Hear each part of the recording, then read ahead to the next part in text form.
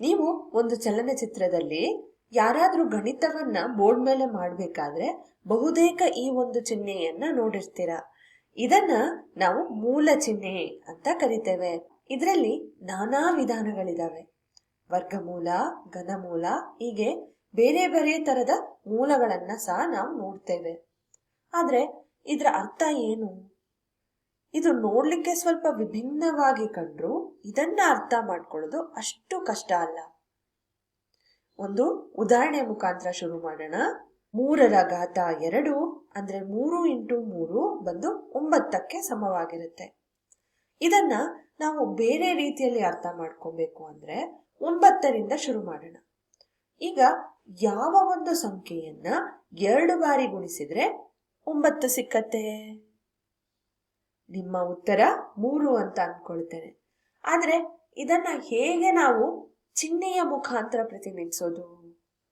ಇದಕ್ಕೆ ಮೂಲ ಚಿಹ್ನೆಗಳು ಸಹಾಯ ಮಾಡುತ್ತೆ. 9ರ ವರ್ಗಮೂಲ ಬಂದು 3 ಅಂತ ಬರಿಬೋದು. ಮೂಲ ಚಿಹ್ನೆಯ ಸಾರ ಈ 2 ಏಳಿಕೆಗಳಲ್ಲಿ ಅಡಗಿದೆ. ಇದನ್ನ ನಾವು ಬೇರೆ ಸಂಖ್ಯೆಗಳಲ್ಲಿ ಕೂಡ ಮಾಡಿ ನೋಡ್ಬೋದು. 4ರ ವರ್ಗ ಅಂದ್ರೆ 4 × 4 16. ಅದೇ 16ರ ವರ್ಗಮೂಲ ಬಂದು 4. ಈ ಸತಿ ವರ್ಗಮೂಲದಿಂದ ಶುರು ಮಾಡೋಣ. 25ರ ವರ್ಗಮೂಲ ಬಂದು ಯಾವ ಒಂದು ಸಂಖ್ಯೆಯನ್ನ ನಾವು 2 ಬಾರಿ ಗುಣಿಸಿದ್ರೆ ನಮಗೆ 25 ಸಿಕ್ಕತ್ತೆ? 5. ಯಾಕೆಂದ್ರೆ 5ರ ವರ್ಗ 25 ಅಂತ ನಮ್ಗೆ ತಿಳಿದಿದೆ. ಹಾಗಾಗಿ ನಿಮ್ಮಲ್ಲಿ ಕೆಲವರಿಗೆ ಒಂದು ಸಂಶಯ ಬಂದಿರಬಹುದು, -3ರ ವರ್ಗ ಕೂಡ 9 ಅಲ್ವಾ? ಯಾಕೆ ನಾವು 9ರ ವರ್ಗಮೂಲವನ್ನ +−3 ಅಂತ ಬರೀತಾ ಇಲ್ಲ? ನಿಮ್ಮ ಅನುಮಾನ ಸಮಂಜಸವಾಗಿದೆ. ಈ ವರ್ಗಮೂಲವನ್ನ ನಾವು ಪ್ರಧಾನ ವರ್ಗಮೂಲ ಅಂತ ಕರಿತೇವೆ. ಅಂದ್ರೆ ಒಂದು ಧನಾತ್ಮಕ ವರ್ಗಮೂಲ ಅಂತ ಹೇಳಿ. ಬಹುತೇಕ ಎಲ್ಲಾ ಗಣಿತಶಾಸ್ತ್ರಜ್ಞರು ಇದನ್ನ ಧನಾತ್ಮಕ ಸಂಖ್ಯೆಯಾಗಿ ನೋಡ್ಲಿಕ್ಕೆ ಇಚ್ಛಿಸ್ತಾರೆ. ಯಾರಿಗಾದ್ರೂ ಒಂದು ಋಣ ಸಂಖ್ಯೆ ಉತ್ತರವಾಗಿ ಬೇಕು ಅಂದ್ರೆ ಅವರು -9ರ ವರ್ಗಮೂಲ ಅಂತ ತಗೊಂಡಾಗ ಅವರಿಗೆ -3 ಅಂತ ಸಿಕ್ಕತ್ತೆ.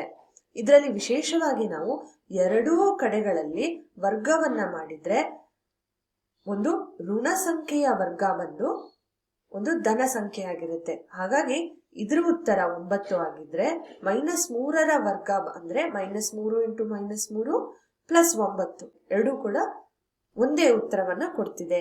ಇದನ್ನ ನಾವು ಬೀಜಗಣಿತವನ್ನ ಬಳಸ್ಕೊಂಡು ಅರ್ಥ ಮಾಡ್ಕೊಳ್ಳೋಣ. ಈಗ ಒಂದು ಸಮೀಕರಣವನ್ನ ತಗೊಳ್ತೇನೆ. 9ರ ವರ್ಗಮೂಲ ಬಂದು x ಸಮ ಅಂತ ಹೇಳಿ. ನಾವು ಈಗಾಗಲೇ ಹೇಳಿದಾಗೆ ಹೆಚ್ಚಿನ ಗಣಿತಶಾಸ್ತ್ರಜ್ಞರು ಇದನ್ನ ಪ್ರಧಾನ ವರ್ಗಮೂಲ ಅಂತ ವೀಕ್ಷಿಸಲಿಕ್ಕೆ ಇಚ್ಛಿಸ್ತಾರೆ. ಈ ಸಮೀಕರಣವನ್ನ ಪೂರೈಸುವ ಒಂದೇ x ಮೌಲ್ಯ ಬಂದು 3.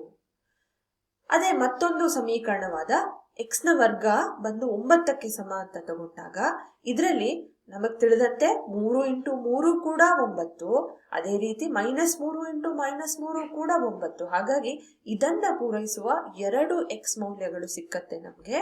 x ಬಂದು +3, ಮತ್ತೊಂದು x ಬಂದು -3 ಅಂತ ಹೇಳಿ. ಈ ಎರಡೂ ಹೇಳಿಕೆಗಳು ಬಹುತೇಕ ಸಮಾನವಾಗಿದೆ. ಆದ್ರೆ ಒಂದೇ ವ್ಯತ್ಯಾಸ ಅಂದ್ರೆ ಇದನ್ನ ಪೂರೈಸುವ 2 x ಮೌಲ್ಯಗಳಿದ್ರೆ ಇದನ್ನ ಪೂರೈಸುವ 1 x ಮೌಲ್ಯ ಸಿಗ್ತಾ ಇದೆ. ಅದೇ ಒಂದು ವೇಳೆ ಯಾರಿಗಾದ್ರೂ ಇದೆರಡನ್ನ ಸಮಾನವಾಗಿ ನಾವು ರಚಿಸಬೇಕಾಗಿತ್ತು ಅಂತ ಅನ್ಸಿದ್ರೆ ನಾವು ಇಲ್ಲಿ +or- ಅಂತ ಬರ್ಕೊಳ್ಬಹುದು.